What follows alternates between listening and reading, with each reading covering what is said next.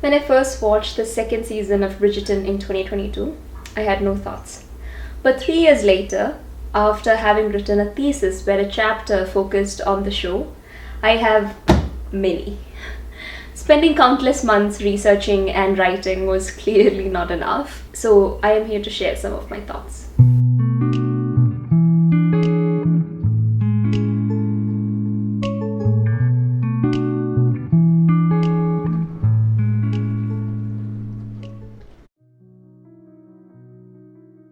Hi, I'm Lakshmi. I am a master's student in English, theatre, film and media. I am in my final year, and for the last 2 years I have been working on my thesis, as I mentioned.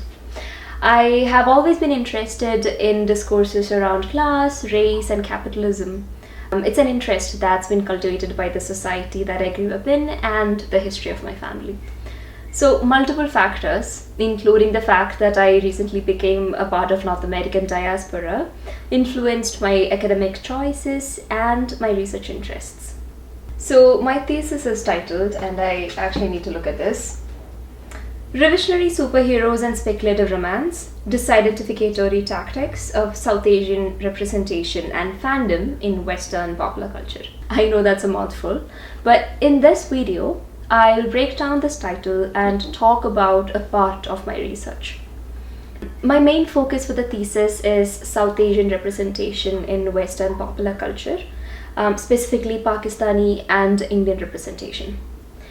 As an Acafan, I am interested in both South Asian representation as well as the conversations around, representations in online fan communities as well.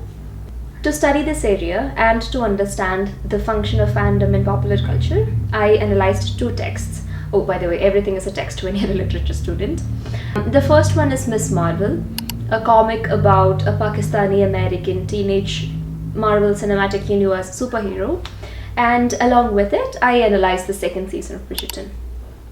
And today, I want to talk about Bridgerton, its characters, and its fandom. So, for those of you who don't know, Bridgerton is Shonda Rhimes' famous Netflix show, and the second season of the show follows the story of 2 Indian sisters, Kate Sharma and Edwina Sharma, and this is happening in Regency era Britain. I was interested in the disidentificatory tactics of these characters and the fandom of Bridgerton. Disidentification is a theoretical framework and performance practice proposed by writer and scholar Jose Esteban Mun, whose book I have with me. He proposed this idea in his book called Disidentifications, Queers of Color and the Performance of Politics. So in this work, he observes the minority identity in a dominant cultural text. He argues that the way the minority subject navigate through a system that disadvantages them in a representational hierarchy is essentially disidentificatory. The North American representation of South Asian subjectivities has followed some patterns of racist and classist representations, as we all know. In addition to this, the stories of Western popular culture, as we all know, have preferred stories or narratives that are white and heteronormative. In a cultural field where representation is either not available or what is available is very flawed, how does the Black, Indigenous and people of color, BIPOC, audience approach the question of representation? In this work, Munoz argues that disidentification is the hermeneutical performance of decoding mass, high or any other cultural field from the perspective of a minority subject who is disempowered in such a representational hierarchy. He is rightly identifying the tactics used by the minority audience to watch and partake in the fictional representation of people like them in popular culture. Think about the conversations that follow every Mindy Kaling productions. There are some people who identify the patterns of a brown girl falling in love with a white boy every single time. But there is also a group who acknowledges the unique upper caste Indian diasporic experience Kaling seems to get right each time. So in simple terms, Munoz is theorizing the ways of reception of representation. In the book, his analysis is of course not restricted to fandom, but it's also about queer, Latina, and Black communities and their production of art. But in my thesis, I have used Disidentification to mainly understand the responses of the fandom and sometimes the BIPOC characterizations. So, in the context of the characterizations of the Indian sisters in Bridgerton, it is interesting not only because of this cultural context, but also because of the interesting interactions the fandom has with this representation. In the show, people of color exist in a racially just society with white people. They partake in society, they are part of the ton, as they would call it in Regency era. People of color wield positions of power, and even the queen is black.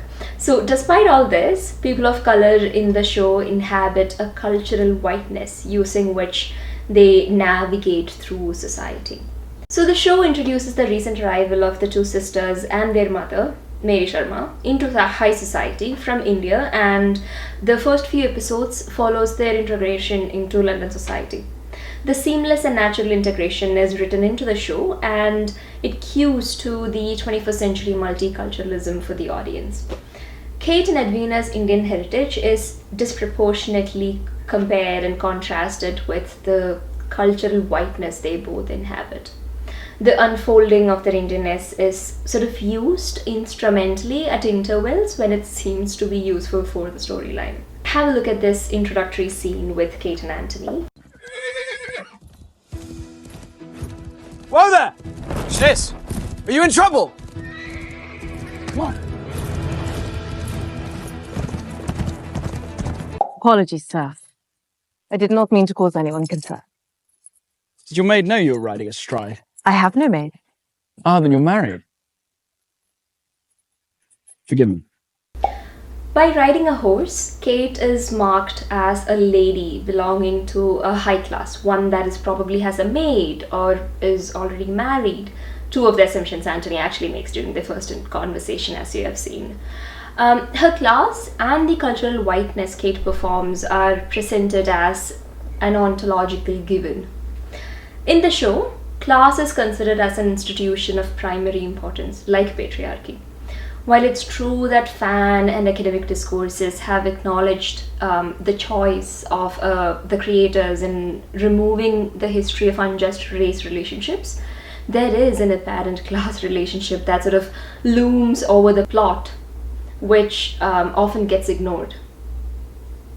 Class in the show is sort of combined with whiteness and the empire, and it replaces the absence of British imperialism and racism. So, in essence, the system of injustice is not removed, but it's merely replaced. What is more interesting to me is actually that this replacement presents itself as not harmful, and it's rather invisible to an audience living within a neoliberal socio-economic world order. So Kate, as we see, is very hyper-vigilant about the importance of maintaining a class status quo, and throughout the show she sort of works towards achieving it. But elements of her cultural and racial history are brought back into this equation occasionally. After the race, Kate finds her way back to Mayfair, and she's startled by Anthony. You enjoying your victory lap? Oh, Bape. You'll not be afforded such an ample head start this time, I assure you. This is the only time she actually speaks in Hindi during the entire season. This is an oddly placed exclamation, and this deliberate quote switches to Indian accent in English makes it clear for the audience the sort of tussle between Kate's performance of whiteness and her Indianness. And as mentioned, Munoz is interested in rethinking and recycling the encoded meaning of a cultural text. And I am interested in understanding how the encoded meaning of Sharma sisters' brownness is understood by the fandom. Later in this video, I will go in detail into how that is done. But if we were to look at this example in isolation, The random protrudings of the Indianness can function as a way to access immediate emotional acknowledgement from the POC audience, but simultaneously, it is also a watered down version of representation that fits perfectly into the white and heteronormative perceptions of brownness or Indianness. While these two aspects might look like polar opposites, Munio's lens is critical theoretical lens to understand this conversation. And when we analyze through Munio's lens, it becomes clear that the disidentificatory optic is turned to shadows and fissures within the text, where racialized presence can be liberated from the protective custody of the white literary imagination. What the fandom does when they engage with the usage of Hindi in the show on online communities is to acknowledge how representation has been changing over the years, but as they turn into such shadows and fissures within the text, they assert their agency to reclaim or reject the representation that's presented to them. So as an extension to this conversation, the occasions where Kate's Indianness feels comfortable to shine through are entirely private and domestic.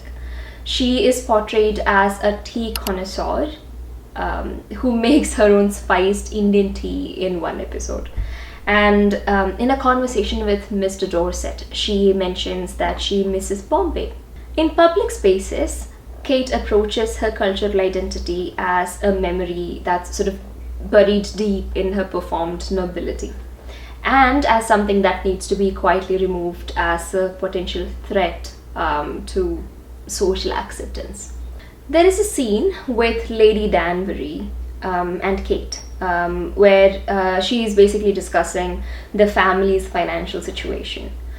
Kate insists that it is important for Edwina to find a love match, but she is also sort of aware of the potential ostracism that would await Edwina in high society if she does not comply with the logic of white society.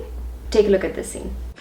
I've spent the last 8 years raising my sister to walk in the right way, to talk in the right way, to play the pianoforte just so. Teaching her twice as much and watching her work twice as hard as anyone else.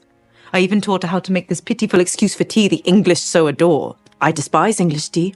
But if it means my sister will not be left destitute, then I will smile and I will nod politely after each and every sip, to be sure. But this is not something Kate admits in public. Her Indianness is not available for the public. So Indian spice tea becomes a part of her Indian heritage. In episode 6 of the series, we see a moment that highlights the Sharma's Indian heritage, but it's kept pretty private. The night before Edwina and Anthony's wedding, the Sharma women gather for the Haldi ceremony, which is a traditional Hindu ritual, and I should mention that this wedding does not happen for whoever haven't watched the show. So they come together to apply turmeric paste on a bride and groom, and they hope for a happy future. That's basically the gist of Haldi ceremony. But interestingly, this intimate ceremony happens away from the Bridgerton family and even Lady Danbury. Typically, this ritual would be a big family event with lots of blessings being shared, but the Sharmas choose to keep it to themselves. So the storyline stays intact without the distraction of outwardly brown subjectivities, and it remains agreeable to a large audience who watch the show expecting only romance.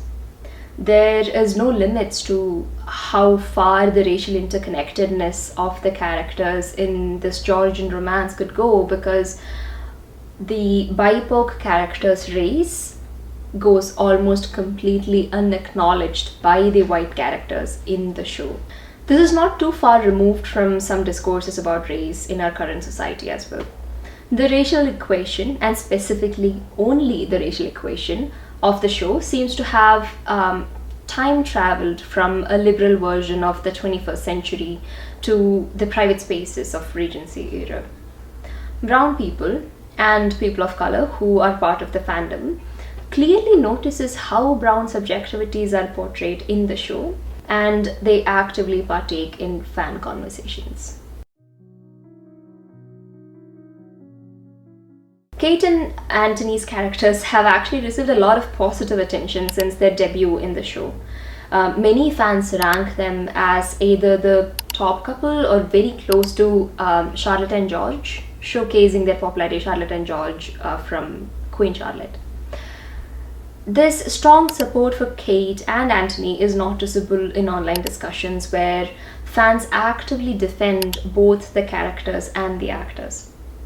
The show is placed in an amalgamation of many historical contortions, and many of these aspects work well with the audience's expectations. With the change in representations, the viewers are open to new and exciting portrayals of people of color in the forefront. Social vectors like poverty, spiritualism, and mysticism that are sort of commonly employed for the depiction of brown subjectivities have gradually changed, and it sort of accepts a fictional life with happiness and drama that was once only accessible to the white characters. In the first season of Bridgerton, audiences embraced the depiction of Black joy, despite its omission of conversations around slavery, because viewers employ a disidentificatory reading of the representation in the show. And as Munoz argues, for some POC spectators, this confrontation with whiteness does not occlude the pleasure that such images offer, but rather, such confrontations can be a part of a disidentificatory project that manages to partially recycle and hold on to those representations. To quickly go back to the examples of portrayal of Kate's Indianness, the fandom loves the haldi scene and the instances where Kate mentions tea, despite all its flaws actually, because the fandom chooses to look at the romance between Kate and Anthony. So the Western rendition of brown subjectivities becomes irrelevant once the BIPOC audience chooses to focus on just the joy of these characters. The fan community analyzed the colors of costumes Kate wears in season 2 to make connections between the portrayal of Indianness and the politics of representation in Western popular culture. I need to mention here that the show has always given importance to the wardrobe of the characters. The Bridgerton family wore blues and pastels, with delicate jewelry representing refinement, elegance, and wealth. This is often contrasted with the costume of the Featheringtons, for example. They are dressed in bright yellows and greens with loud feathers and ornate jewelry, suggesting a rather tacky and blousy public presence. So this tweet analyzes the significance of colors Kate wear in each episode. Colors and design of Kate's clothes signify her character identity.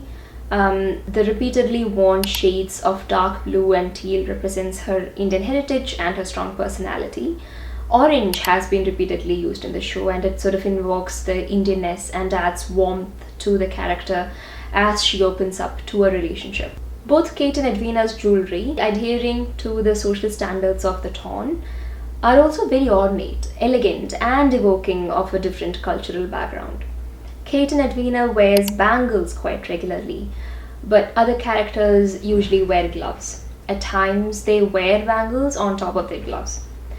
While these might look like breadcrumbs of genuine representation of brown subjectivities, fans look at these details very closely. Because for fans whose identities are formed in response to cultural logics of heteronormativity, white supremacy, and misogyny, as they look closely to these portrayals, disidentification functions as a tactic of resistance that contributes to the function of a counter-public sphere. These conversations among the fandom decenters a dominant cultural narrative. The representational hierarchy in Western popular culture that has designated brown subjectivities according to their will is seen taking a different shape in Bridgerton as the fans analyze the characterization through the vectors of aesthetics that were designed for white viewers or that are based in pan-Indian stereotypes held by white viewers. Another example of fan interaction is this Reddit thread. So as you can see, the viewers are clearly bothered by the fact that Kate did not get a wedding scene, possibly to make the character's brownness acceptable. The characterization of Kate's interest in leading a private life renders the choice of the writers of the show to make imperialism further invisible. By removing the wedding and pregnancy from the screen, the show cements its interests in not imagining a future for these characters. As many fans have noticed, Kate comes from an unlocatable place in India. The detailing in the characterization of the sisters has irked me for a long while. Specifically, Kate's constructed identity looks like a melting pot of Indianness with elements that are infamously known for being easily acceptable and identifiable to white audience. To start with, Kate calls Edwina Bon multiple times in the show, a term of endearment, although pronounced incorrectly, meaning little sister. And this term actually comes from the Bengali language, which is spoken by people living in the eastern neck of India. Edwina calls Kate Didi, meaning elder sister, in Hindi, a language spoken majorly by people from North India. Kate calls her father Appa, meaning father in Tamil, spoken by people from South India. The surname Sharma is indicative of a group of upper caste people from North India. Kate remarks multiple times that she misses Bombay, a city on the western coast of India. Both Kate and Edwina call Lady Mary Mama, and interestingly, that's the most used word of address in public, and that's in English. Despite all these facts, brown fans appreciate the characterization of the Sharma women, the place they are capable of holding in North American popular culture, and the sheer joy of it. Munoz suggests that disidentification is an ambivalent structure of feeling that works to retain the problematic object and tap into the energies that are produced by contradiction and ambivalencies. The creators of Bridgerton overlook the complex realities of racial dynamics during colonial Britain, opting instead for a vague representation. This results in a portrayal that blends various brown identities, which are readily accepted in the contemporary context of the global north and is essentially ambiguous. Although in a way that might oversimplify their experiences and histories, the fans are willing to carve out a distinct and visible space where brown characters can thrive and be showcased. This ambiguity becomes the fandom's practice of disidentification. The combination of unidentifiable brownness and the beautiful, sexy, intelligent, and authoritative presence of brown women in Regency romance and North American popular culture, for that matter, is absorbed into the social fabric of fandom. So the knee-jerk reaction to flawed representation is replaced by this disidentificatory practice. The brown body shall not shock is a deliberate decision of the fandom. So, in conclusion, the disidentificatory practice of Bridgerton's fandom is not an isolated affair. I discuss how characters are written as deploying disidentificatory tactics in my analysis of the comic Miss Marvel in the first 2 chapters of my thesis, actually. So disidentification is also not restricted to popular culture. It was an application that I chose in my thesis, but I am sure if you look around, you will see examples of this in everyday life. I will leave you with a book suggestion. Olúfẹ Táíwò, in his 2022 book Elite Capture: How the Powerful Took Over Identity Politics and Everything Else, talks about how the radical concept of thinking about politics through the lens of identity is stripped of its political substance by becoming the victim of elite capture. So according to Táíwò, elite capture is what political, social, and economic elites do in the service of their own interests by co-opting identity politics. We have the example of rainbow capitalism. So, in the social-political context of identity being a commodity in a neoliberal society, what Munoz offers is a theoretical lens and performance practice for people of color to understand and navigate through the nuances of this discourse. I am super glad I got to share a glimpse of my research with you all today. I hope you enjoyed it as much as I did sharing this. Thank you for watching.